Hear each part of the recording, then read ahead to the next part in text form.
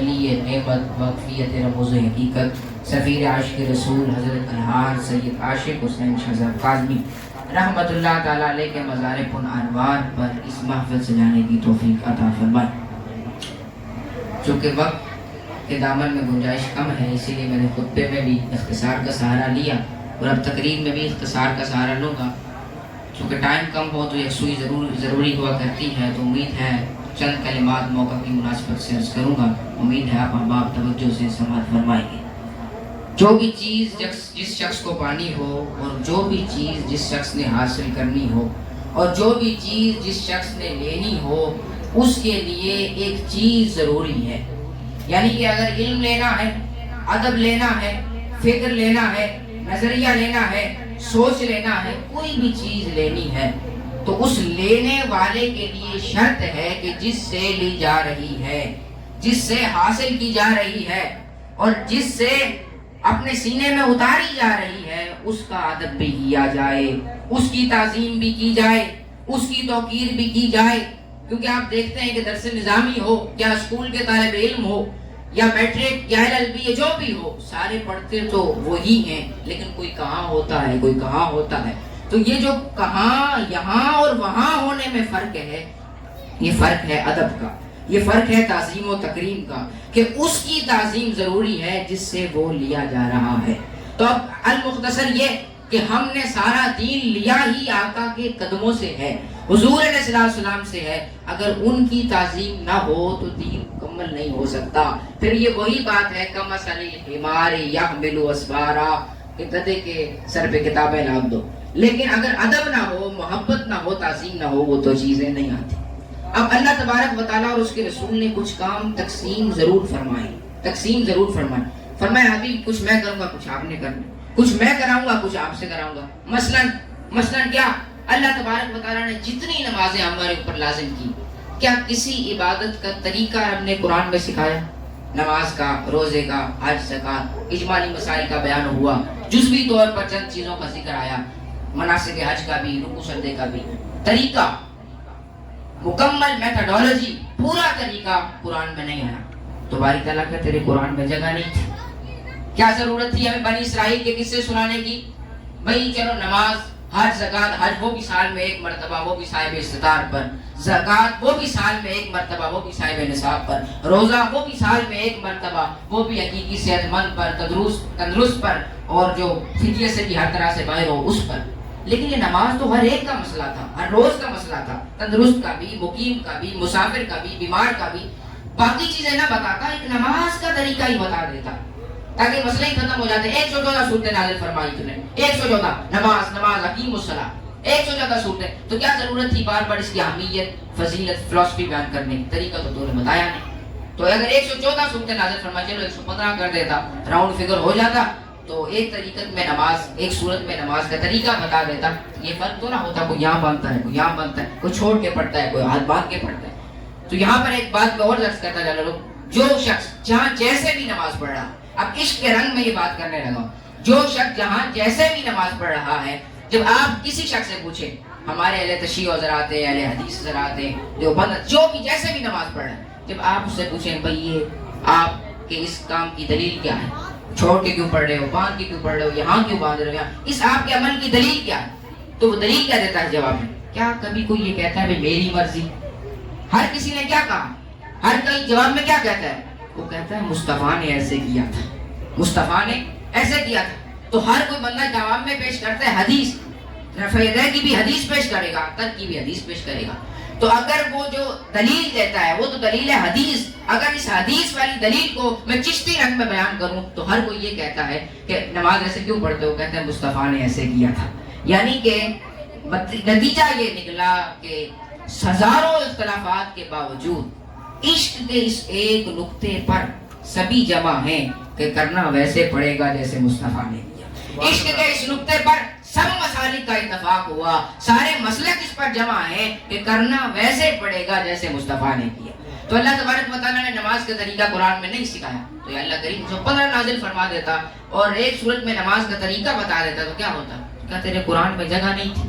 کہا جگہ تو بہت تھی، میں ہی مالک ہوں، 115 بناتا یا 150 بناتا، لیکن میرا ارادہ نہیں تھا، میرا ارادہ نہیں تھا. تو باری تعالیٰ پھر تیرا ارادہ کیا تھا؟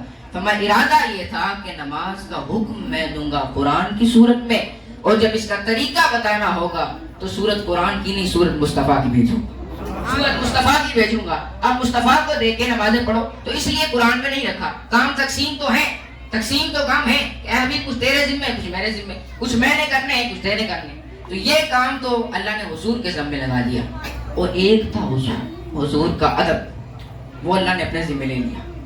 اللہ نے فرمایا اے حبیب تو ان کو میری عبادت کا طریقہ سکھا, اور میں یہ سبجیکٹ لیتا ہوں کہ میں ان کو تیرے ادب کا طریقہ سکھاتا ہوں.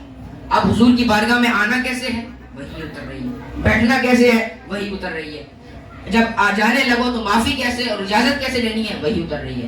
اور جب اجازت لینے لگو تب بھی معافی مانگو.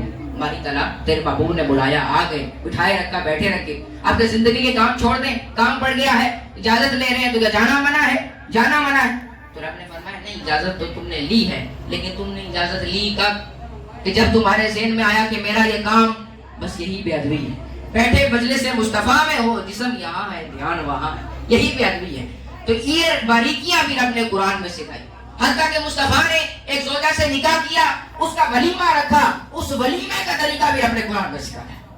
اللہ تعالیٰ نے فرمایا وہ آئے جس کو دعوت دی جائے, اور آئے جب دعوت کا وقت تو فادخلوا اذا دعیتم, اور جب آ چکو تو غیر ناظرین اناء, برتن کو تاڑ کے نہیں بیٹھنا, نظر ادھر نہیں, نظر چہرے مصطفیٰ پہ.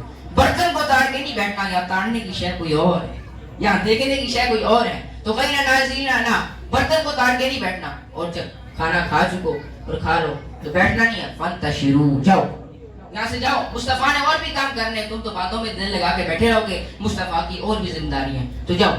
تو باری تعالیٰ یہ سکھا رہا ہے, وہ نہیں سکھا رہا کہ یہ زیادہ ضروری ہے یا وہ زیادہ ضروری ہے. کسی مفتی سے جا کے پوچھے کہ نماز کا طریقہ سیکھنا زیادہ ضروری ہے یا ولیمہ کھانے کا طریقہ سیکھنا زیادہ ضروری ہے. کسی سے پوچھے کہ ولیمے کا طریقہ سیکھا جائے, اس کے دین میں اہمیت و فضیلت زیادہ ہے, یا نماز کا طریقہ سیکھا جائے, اس کی دین میں اہمیت و فضیلت زیادہ ہے. تو ہر کوئی آپ سے کہے گا, کسی سے پوچھ کے دیکھے, وہ کہے گا نماز نماز, ولیمہ بعد میں. اس کی بات بھی درست ہے, اگر ولیمہ ہو کسی کا تو نماز پہلے, ولیمہ مصطفیٰ کا ہو تو ولیمہ پہلے, یعنی ولیمہ پہلے ہے اور بعد عبادت خدا بعد میں.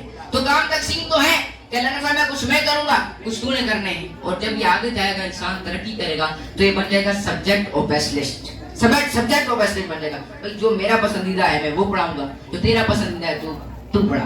تو اللہ نے فرمایا دو سبجیکٹ ہیں, ایک ہے میری عبادت, ایک ہے تیرا ادب. تیری پسند ہے میری عبادت اور میری پسند ہے تیرا ادب. تو وہ سکھا جو تیری پسند ہے, اور میں وہ سکھاؤں گا جو میری پسند ہے. تو خدا نے سکھایا ادب مصطفیٰ, مصطفیٰ نے سکھائی عبادت خدا.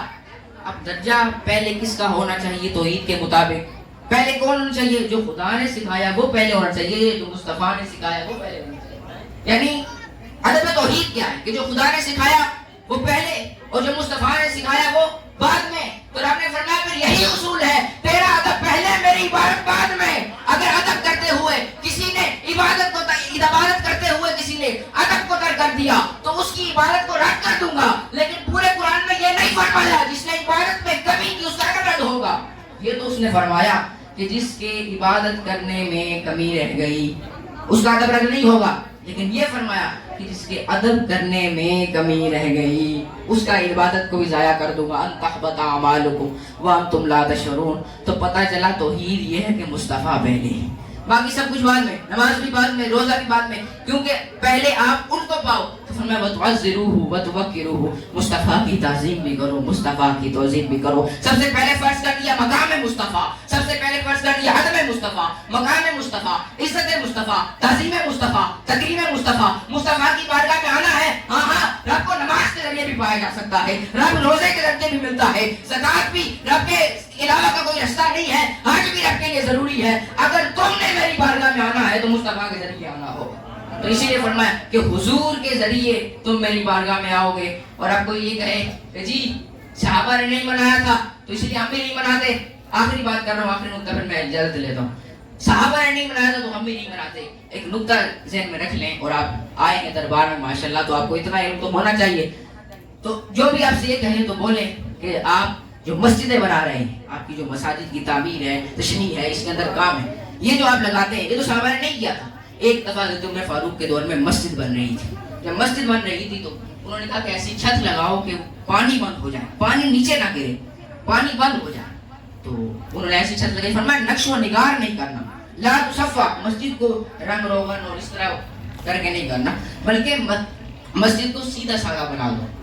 اب ایسا کوئی فتویٰ میلاد کے بارے میں تو نہیں ہے، یہ تو مسجد کے بارے میں بات ہو رہی ہے. لیکن آج دیکھو ہر ایک کی مسجد میں رنگ بھی ہے، روغن بھی ہے، تو صفا بھی ہے، تو شفا بھی ہے. اب بتائیں کہ صحابہ کے طریقے پر کون ہے؟ تو ہم تو کہتے ہیں کہ ایک ہوتی ہے ٹہنی اور ایک ہوتی ہے جڑ. صحابہ ہے جڑ، ہم ہے ٹہنی. اب کوئی ٹہنی کو تانا دے تم نے پتے کیوں اگا لیے؟ بھائی ٹہنی کا کام ہے پتے اگانا، اس کا یہ مطلب نہیں کہ وہ جڑ سے کٹ گئی. ٹہنی کا رشتہ کل بھی جڑ سے برقرار تھا، تبھی تو پتے نکال رہی ہے. تو بہرحال تم لوگ نے جو یہ مسجدوں کو زینت دی، یہ تو منع ہے.